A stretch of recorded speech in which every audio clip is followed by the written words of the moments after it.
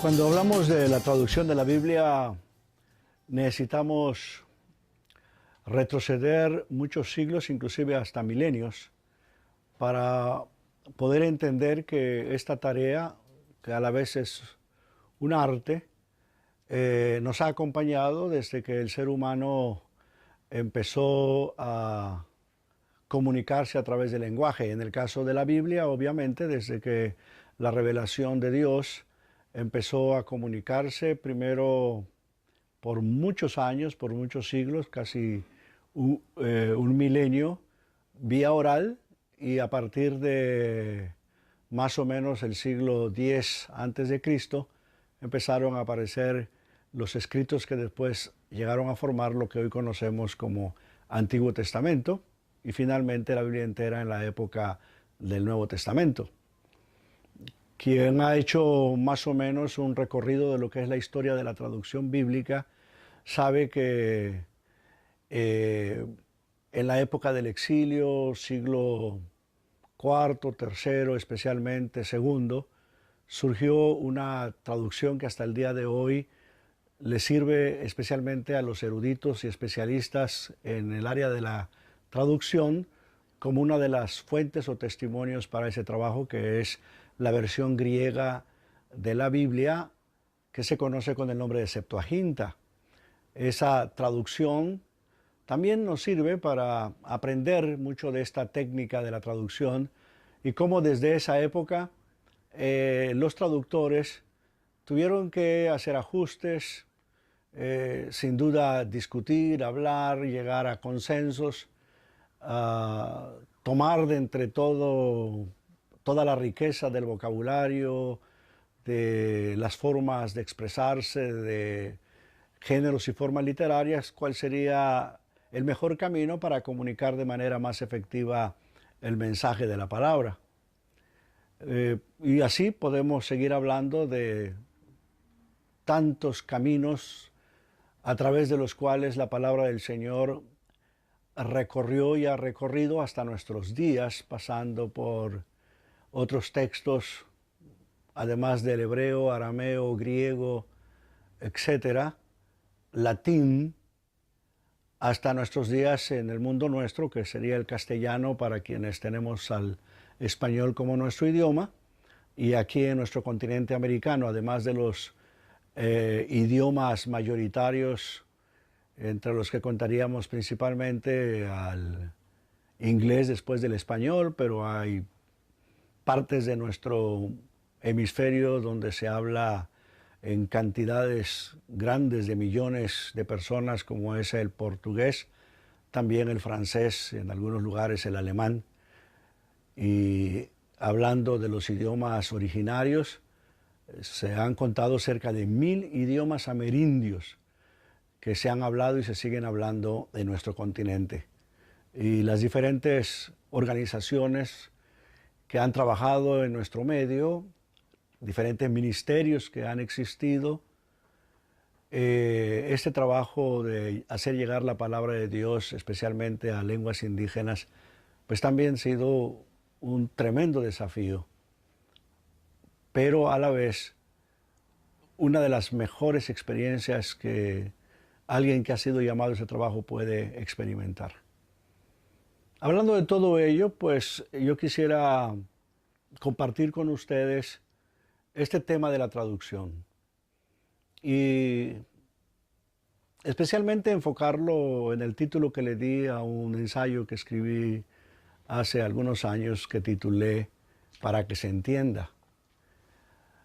Uno de los lemas de la organización con la que trabajé por muchos años dice que la palabra de Dios en el idioma que la gente pueda entender, al precio que pueda pagar y en el formato más adecuado. Me parece que ese lema que direcciona el trabajo de la traducción efectivamente ofrece lo que es el trabajo. Yo obviamente quiero enfocarme más en el aspecto de la comprensión. Y por eso hablo de para que se haga entender, que se entienda, para que se entienda. Interesante que cuando uno revisa su Biblia y se encuentra con textos como el de Nehemías 8:12, que habla del momento cuando la Biblia ya en el idioma que el pueblo de Dios conocía más en esa época, que era el arameo, escucha por primera vez la palabra de Dios leída en ese idioma que era de su corazón, su idioma materno. ¿Y cuál fue el resultado de escuchar la palabra en su idioma y de entenderla? Hacer fiesta. Celebrarlo con una gran fiesta de alegría. Y en el caso del Nuevo Testamento hay un texto en Hechos 8:30, cuando en el encuentro de Felipe con este oficial que se encuentra en el camino y que lo ve leyendo el libro de Isaías, Felipe le hace la pregunta: ¿entiende usted lo que lee? Y allí, tanto la experiencia o lo que narra Nehemías como lo que narra el libro de Hechos, realmente nos debe de servir de base, no solo a quienes trabajamos en el ministerio de la traducción de la palabra, sino también a los líderes de las iglesias, a los que tienen como su tarea enseñarla, predicarla, proclamarla. Sí, ¿para qué traducimos la Biblia? ¿Para qué hacemos que la palabra de Dios se presente en el idioma de la gente?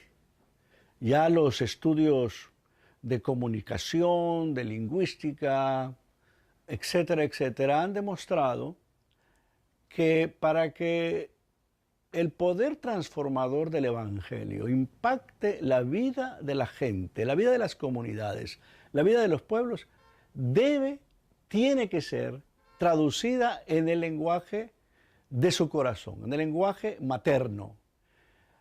Es la mejor manera que cause impacto. Nunca me olvido de un testimonio de una hermana indígena en el Ecuador, cuyo idioma materno es el quichua. El día que se presentó la Biblia y se leyó la Biblia en su idioma, ese día ella, en el momento en que se hizo el llamamiento, pasó para aceptar a Jesucristo como su Salvador.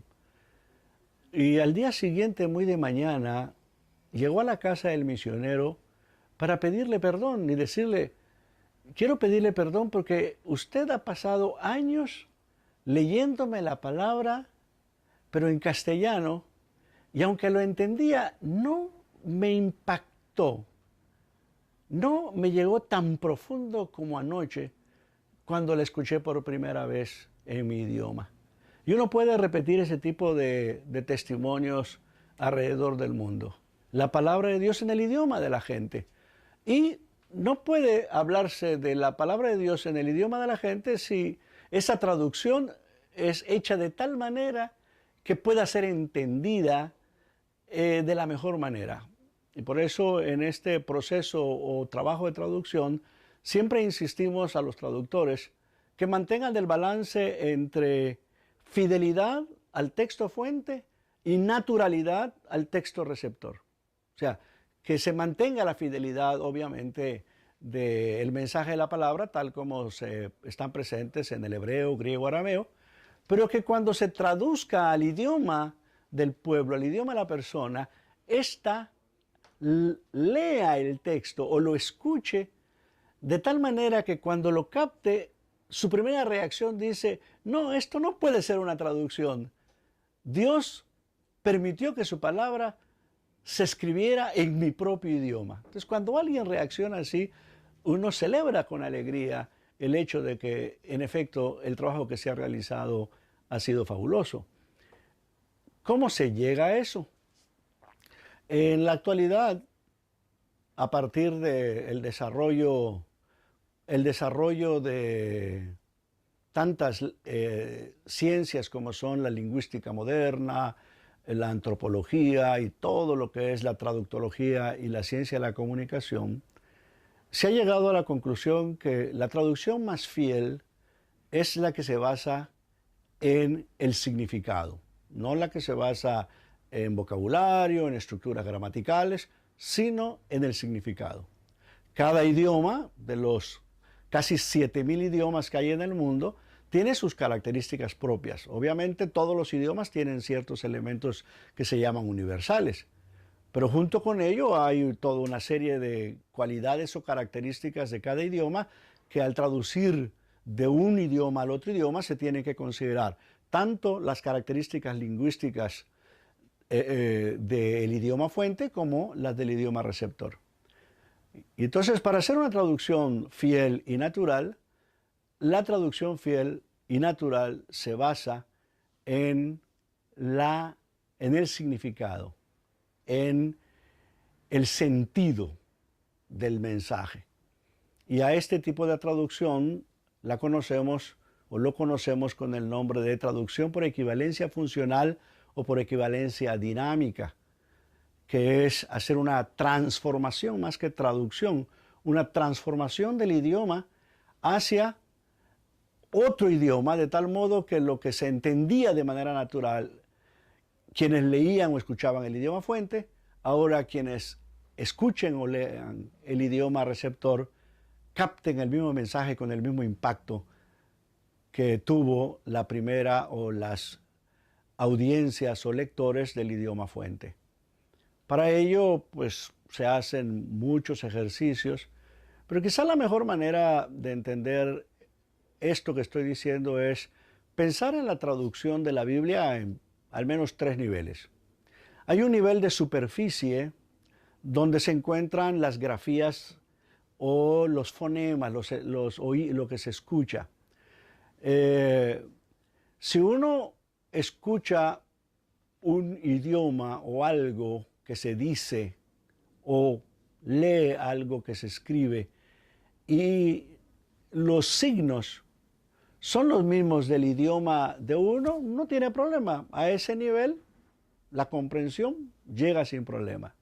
Pero ¿qué pasa cuando uno quiere moverse, por ejemplo, del hebreo al español y quiere entender la palabra allá en el nivel de superficie, ve los signos y dice esto, no sé qué es, ¿no? Aún si se translitera,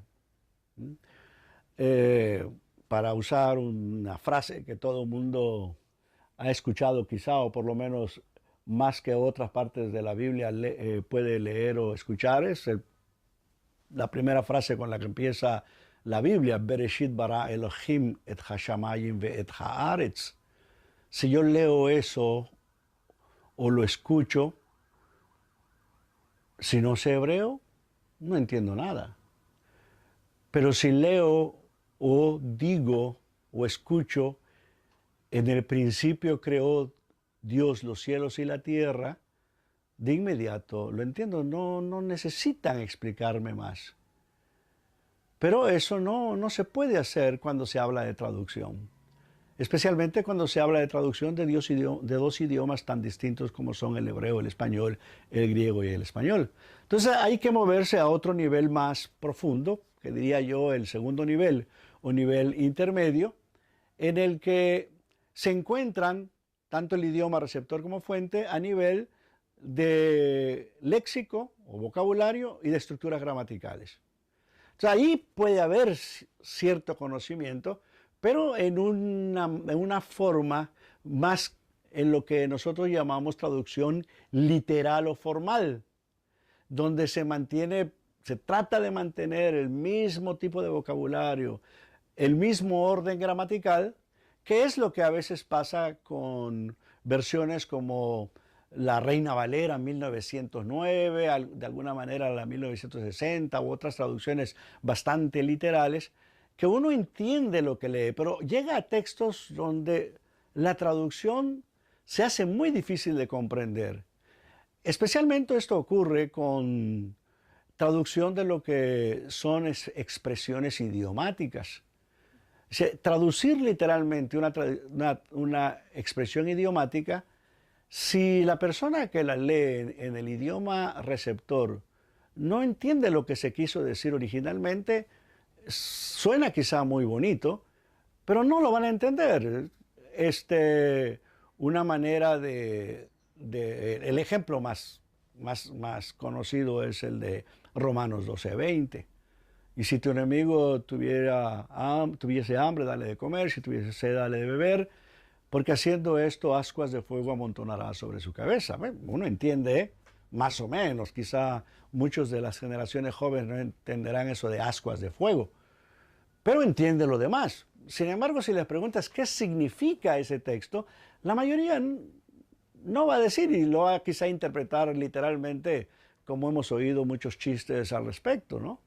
De una tribu que captura a los enemigos, y como ya han sido cristianizados, pues vamos a comportarnos cristianamente. Entonces lo amarran, lo llenan de comida, lo llenan de agua, y están casi listos a echarles carbones encendidos sobre la cabeza cuando de pronto llega el misionero. ¿Qué van a hacer? No se están comportando cristianamente, pero dice sí, pero estamos siguiendo literalmente lo que la Biblia enseña. Pero si uno abre un texto como Dios habla hoy, Nueva Versión Internacional, todas esas versiones nuevas, uno se da cuenta que los traductores no se han quedado a nivel de vocabulario, no se han quedado a nivel de estructura gramatical. Han ido más profundo, que es el tercer nivel, que es el nivel del sentido, de lo que realmente se quiere comunicar. Y entonces uno escucha, por ejemplo, traducciones como: dar a tu enemigo, si tiene hambre, dale de comer; si tiene sed, dale de beber, porque haciendo eso le sacarán los colores de la cara, o a las que se sonroje de vergüenza, etcétera, etcétera. El elemento de vergüenza es el que debe de resaltar, y si tú no sabes eso y lees una traducción muy literal, no, el mensaje va a quedar distorsionado. Y así hay una gran cantidad de textos bíblicos que, traducidos literalmente, uno puede entender las palabras, entender las oraciones y las frases, pero el mensaje llega o mal o totalmente distorsionado. Entonces, cuando se habla de traducciones para ser entendidas, no solamente se debe de hacer este elemento de traducir basadas en el significado, y este es el último ejemplo o indicación que doy antes de terminar mi charla ahora, es agregarle dos cosas más a la traducción. El reconocer que la Biblia es literatura, es una joya literaria. Y por lo tanto, si la palabra de Dios en los idiomas originales se escribió de tal manera que se convirtiera en una verdadera joya literaria, la traducción no puede ofrecer lo mínimo.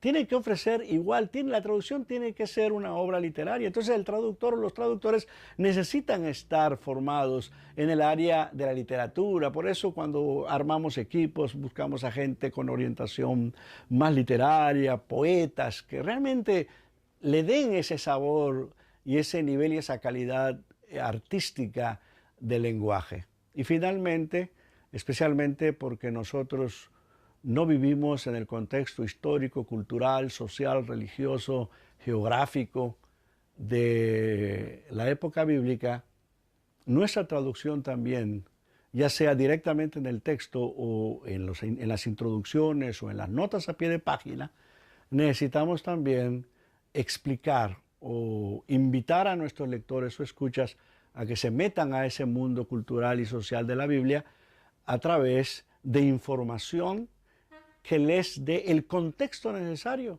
para entender muchos de los textos y pasajes de la Biblia. Me parece que esta tarea implica o requiere de hermanos y hermanas bien formadas, bien estudiadas, bien entrenadas para esta tarea. Y que también nuestro público sea paciente. Las traducciones duran muchos años, a veces más de 10 años, porque es un proceso muy largo, pero se puede lograr y lo hemos hecho con las Biblias que hemos publicado.